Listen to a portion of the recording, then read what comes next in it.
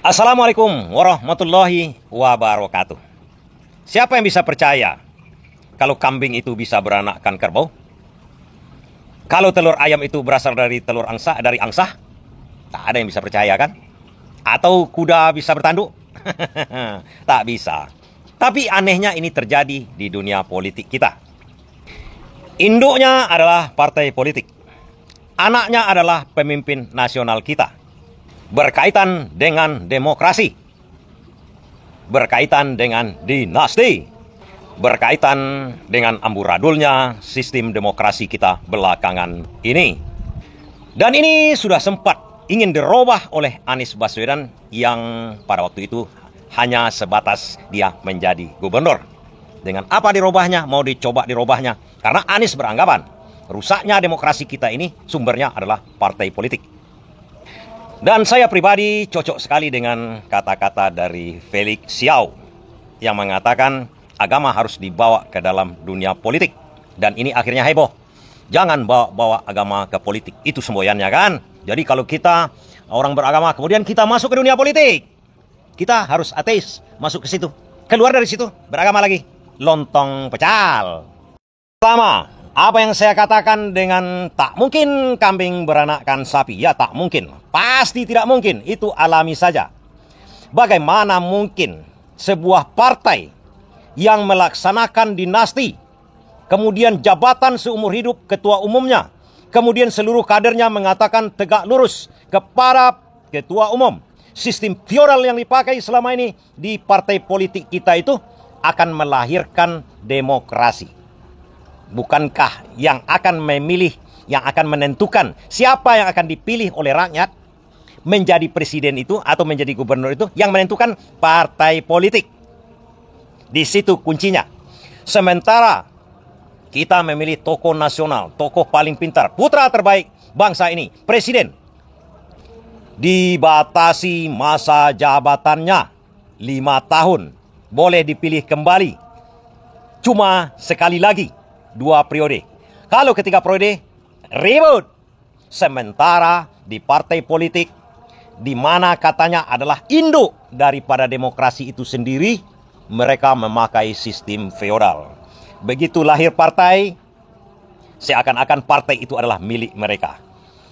Seumur hidup partai itu, seumur itulah ketua umumnya bercokol di situ. Tak ada demokrasi di situ, tak ada pemilihan di situ, tak ada pembatasan di situ. Itu ciri khas dari demokrasi itu sendiri, ada batas-batasnya. Dan belakangan terjadilah pengangkatan kader-kader elit-elit dari partai itu sendiri adalah keluarga-keluarga mereka saja.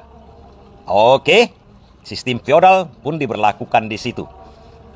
Banyak istilahnya, tegak lurus kepada ketua umum, tegak lurus kepada ADART partai, sementara ADART partainya itu tidak membatasi seperti konstitusi negara kita. Tidak bercermin dari konstitusi negara kita, di mana jabatan presiden itu harus dibatasi. Tapi di partai politik sendiri mereka melaksanakan berbeda jauh dengan cara-cara nasional. Apa artinya di situ? Tak mungkin kambing melahirkan sapi. Tak mungkin induknya demokrasi itu melahirkan pemimpin yang demokratis juga. Di situ analoginya.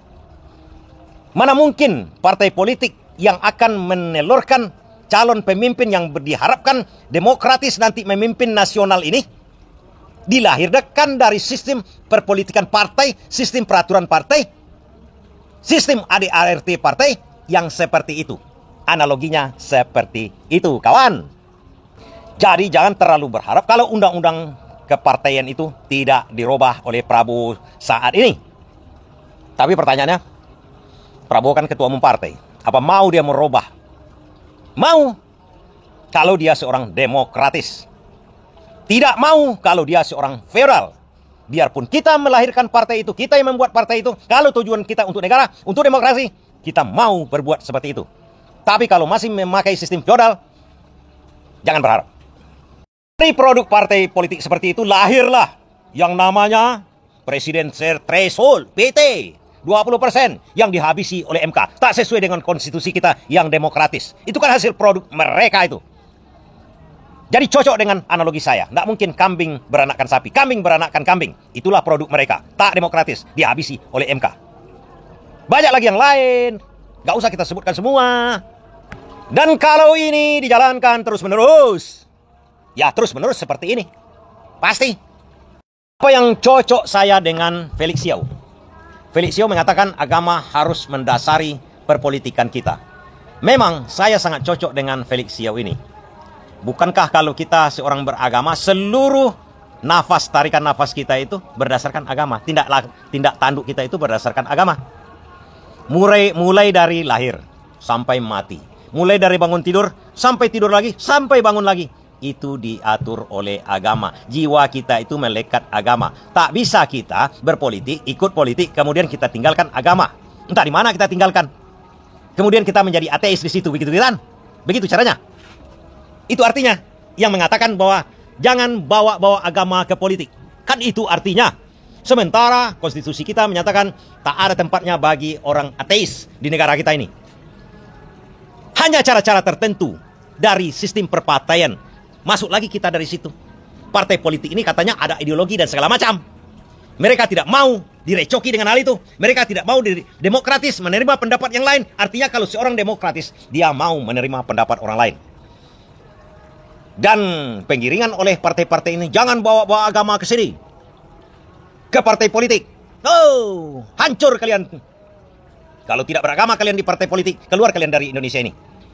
Karena konstitusi kita tidak membenarkan seorang warga negara Indonesia harus mempunyai agama. Kan itu partai apa namanya? Saya bingung juga. Pancasila kita itu kan ketuhanan yang Maha Esa pertamanya. Artinya Anda tidak Pancasilais. Sederhana kalau lunaknya. Tapi kalau secara kasarnya, kalau Anda tidak beragama, tak ada tempat Anda mempunyai KTP Indonesia. Keluar dari Indonesia. Entah kemana, terserah Anda ya. Karena pendapat dari para elit-elit politik di negara kita itu tidak boleh membawa-bawa agama ke dunia politik. Inilah akhirnya. Politik tidak berdasarkan agama. Politik bisa nipu-nipu, bisa rekayasa, bisa tidak jujur, bisa berbohong. Sementara agama melarang berbohong, melarang berdusta, melarang munafik. Apa artinya? Yang mengatakan jangan bawa-bawa agama setelah melaksanakan hal seperti itu. Kalau sempat ada orang yang beragama, soleh, alim, masuk ke dunia politik, jelas-jelas mereka tidak bisa diterima karena kumpulan di sana itu adalah kumpulan para penipu. Mereka takut nanti jabatan dia di elit politik hancur gara-gara paradigma masyarakat seperti itu. Mereka takut tidak dipilih oleh rakyat. Mereka takut karena mereka menipu-nipu selama ini. Mereka takut karena mereka koruptor selama ini. Sementara yang akan dipilih rakyat adalah orang-orang yang alim, orang-orang yang saleh, orang-orang yang beragama. Itu artinya. Jadi sebenarnya aturan perpartaian itu harus dirubah. Yang bisa merubahnya cuma presiden dan partai politik yang ada di DPR sekarang. Tapi lebih kuat lagi kalau sempat presiden mau untuk merubah undang-undang partai politik. Baik anggaran dasar, ideologi partai politik yang boleh dan tak boleh di Indonesia ini. Selanjutnya, saya katakan Anies pernah mencoba dari segi yang lunak. Karena tujuan dari partai politik itu kan memilih pemimpin. Tapi di balik itu ada tujuan lain dari elit-elitnya untuk memperkaya diri. Itu yang nampak sekarang kan. Rakus dengan uang, rakus dengan jabatan. Rakus dengan jabatan kan enggak uang. Ya, jabatan itu untuk ujung-ujungnya nanti uang juga. UUD. Maklum sendirilah kawan-kawan. Mengerti sendiri. Ujung-ujungnya duit semua itu. Gabung ke sana, gabung ke sini, ujung-ujungnya duit. Pilih ini, pilih itu, ujungnya duit. Sumber. Makanya Anies Baswedan melihat sumbernya itu adalah masalah pendanaan partai sebenarnya. Sehingga partai-partai ini mau memanipulasi masyarakat, menipu masyarakat, pura-pura bergabung di koalisi perubahan, tiba-tiba setelah terpilih masuk ke koalisi Indonesia Maju.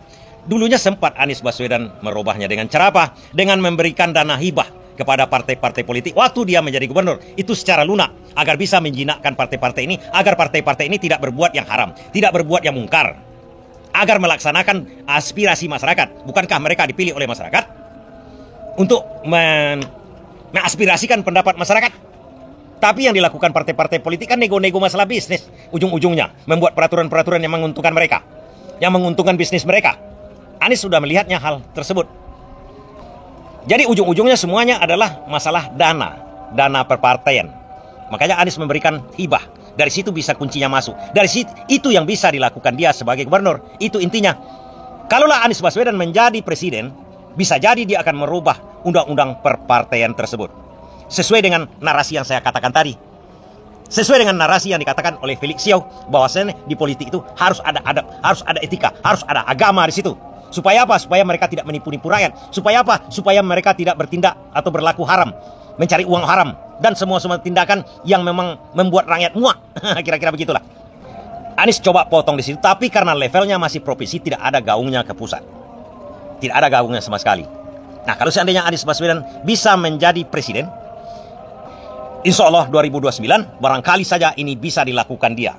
Karena seorang presiden kalau mengeluarkan peraturan tidak diterima oleh DPRD, dia bisa mengeluarkan Perpu. Bahkan lebih gawatnya, bisa dia keluarkan dekret. Itu hak dia namanya, tanpa persetujuan DPR. Kalau itu memaksa, kegentingan yang memaksa maksudnya. Ya, bisa jadi Anies Baswedan mengatakan ketua umum partai tidak boleh lebih dari 5 tahun atau cuma 2 periode saja. Kemudian pendanaan partai sudah begini. Kemudian kalian tidak boleh lagi minta jabatan menteri dan macam-macam. Kan sederhana sebenarnya. Apakah bisa dilakukan oleh Prabowo sekarang? Bisa, kalau mau. Itu pertanyaannya. Kalau Anies, saya yakin mau. Kalau Prabowo, entahlah. Terima kasih.